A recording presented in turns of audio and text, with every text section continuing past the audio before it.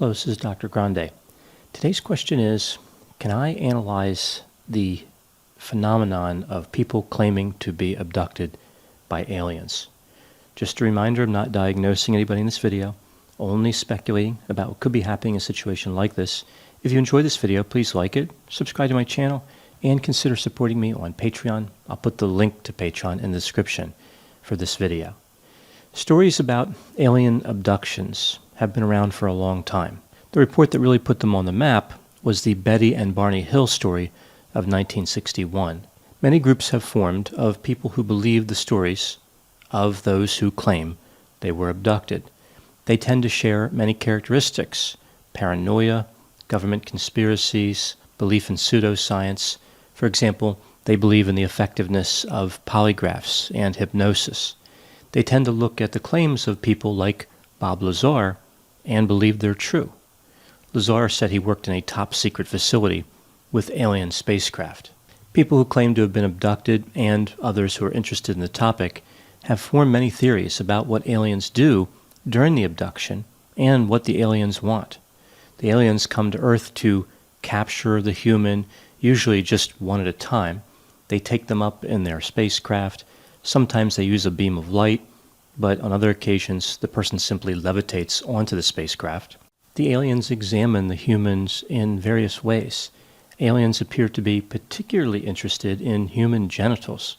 The aliens may be trying to create hybrids with humans, which I guess would explain that interest. They do not wear gloves during these examinations. That alone should be enough for people to doubt these stories. Some aliens warn abductees about larger concerns in the world, like global warming or war. Sometimes the aliens give the human a tour of the spaceship, something like, "Hey, while you're here, you want to take a look around?" The abductees are returned to Earth, sometimes in a place different from where they were taken. The human loses time. They forget much of what happened. Sometimes they only realize they lost time by looking at their watch. So the aliens can't figure out how to take the watches or set the watches. From that point on, many people report feeling a sense of oneness with the universe. They were special. After all, the aliens selected them, or at least their genitals. The aliens take efforts to hide the fact that they committed the abduction. I guess they're embarrassed at their own creepiness. They wipe out the people's memories and destroy or disable any electronic devices. Some people believe that there have been millions of abductees in history, while only a few are ever reported. Basically, these aliens are the slowest learners in the galaxy. During an examination, did they ever say something like, "This guy looks like the last 1,000 people we abducted. Why do we keep taking people? Where's our sense of shame? Maybe we need to talk to an alien counselor." Of course, for an alien, they just call them counselors. Running under the assumption that people who claim to have been abducted by aliens are not revealing an accurate narrative, what could be going on in cases like these? Two possibilities that come to mind would be deception and psychopathology. Deception is pretty straightforward. The people are lying. They fabricated the stories. They want book deals, movie deals, fame, attention. They want to feel special and important. The barrier to entry into the "I was abducted" lifestyle is very low. It just takes one poorly thought out lie. Psychopathology is a bit more complex than the deception explanation. People who claim to have been abducted by aliens have a few different characteristics. They tend to be young. They demonstrate a tendency toward fanciful explanations. They are often somewhat paranoid. They have poor critical reasoning skills and demonstrate what is referred to as syllogistic reasoning. They're more likely to find meaning in something that has no meaning, like finding a pattern in random numbers, which of course is not there. A more extreme version of this is the idea of reference, a symptom of schizotypal personality disorder. There are a few theories here as to what causes this belief of alien abduction. Some of these psychopathological explanations are related to deception, like antisocial personality disorder or narcissistic personality disorder. We see deception and attention-seeking behavior in those disorders. However, it could also be something like psychosis, which could be brought on by a disorder like major depressive disorder, bipolar disorder, schizophrenia, or delusional disorder. What's interesting when considering the psychopathology explanation is that studies indicate people who claim to have been abducted by aliens do not have dramatically higher rates of serious psychopathology. Usually, if a mental disorder features psychosis, that would be considered serious. So, psychosis does not seem to be a good explanation for these reports. Therefore, we have to consider the possibility that a delusion or quasi-delusion may occur outside serious mental health concerns. Under the theory that this is a delusion, regardless of the cause, we see this theory that believing oneself to have been abducted is a monothematic delusion, a special type of delusion that is not as common as typical delusions. To explain what a monothematic delusion is, I'll start with the definition of an ordinary delusion. This is a fixed false belief that is maintained despite counter-evidence or counter-arguments. A few examples would be a person believes they're being persecuted by the FBI or the CIA, or a person who believes a celebrity loves them when the celebrity does not even know them at all. A monothematic delusion is somewhat different. This type of delusion starts when the person believes they had an anomalous experience, that is, an uncommon experience. This could include some sort of unusual perception or phenomenon like awareness during sleep paralysis. I'll talk more about that in a moment. The person looks for an explanation for this experience. So they have this uncommon experience and they want to explain it. A delusional belief develops around that experience, like being abducted by aliens. Then after this, the person views experiences in light of that delusional belief.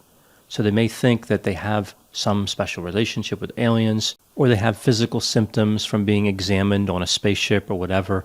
The belief that they were abducted shapes how they interpret information from that point on. So everything they see fits into that model, into that theory that they have developed. They do not search for clinical abnormality because they have an explanation, the delusion. So when they have anxiety or depression, if they use substances or something else unusual happens in their life, they blame it on aliens, not on a mental or physical disorder. Now, returning to the idea of the awareness of sleep paralysis that I mentioned before, this is often called ASP. So what is sleep paralysis? During REM sleep, muscles are paralyzed. Sometimes during that paralysis, a person is consciously aware of it. This is called awareness of sleep paralysis. About 25 to 40% of the population has experienced this. A person with ASP often starts to feel pressure on their chest. They have an increased heart rate, trouble breathing, and feelings of anxiety or dread. They may feel a sense of floating, spinning, or being out of their body. Both visual and auditory hallucinations are also common during ASP. Examples of visual hallucinations would include lights, strange figures, and demons. As far as auditory, they might hear a buzzing noise, footsteps, or heavy objects moving around. It is not hard to imagine how stories of alien abduction could come from these experiences. The story is a way to make sense of what happened. Research indicates that half of the people who have ASP invoke some type of paranormal cause to explain it. A false memory due to ASP is not sufficient to explain all the stories of alien abduction. So ASP explains some of this phenomenon, but not all of it.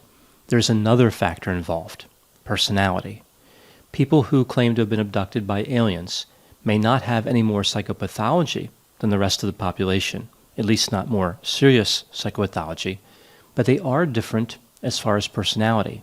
They tend to be more distrusting and creative, and they tend to have schizoid personality features. In addition, they tend to report higher levels of trauma, dissociation, loneliness, and suicidal thoughts than we see in the rest of the population. When considering everything together, it would appear as though some people are more vulnerable to develop fanciful stories after ASP experiences, and after they develop this narrative, they look for similar narratives online, for example, and they find them. This reinforces their belief. So we see this myth is perpetuated through people kind of developing these explanations and stories around the logistics of these events. So people have one idea in their mind after these ASP experiences, and then other people essentially fill in the gaps with this kind of myth that has developed over a long period of time. It's kind of refined, and there's some standards in it, and people start to adhere to those. So all the stories start to kind of converge according to that particular myth. So alien abductions may or may not happen, but many of them can be explained through awareness of sleep paralysis and personality. Those are my thoughts on alien abductions. Please put any opinions and thoughts in the comments section. They always generate an interesting dialogue. As always, I hope you found my analysis of this topic to be interesting. Thanks for watching.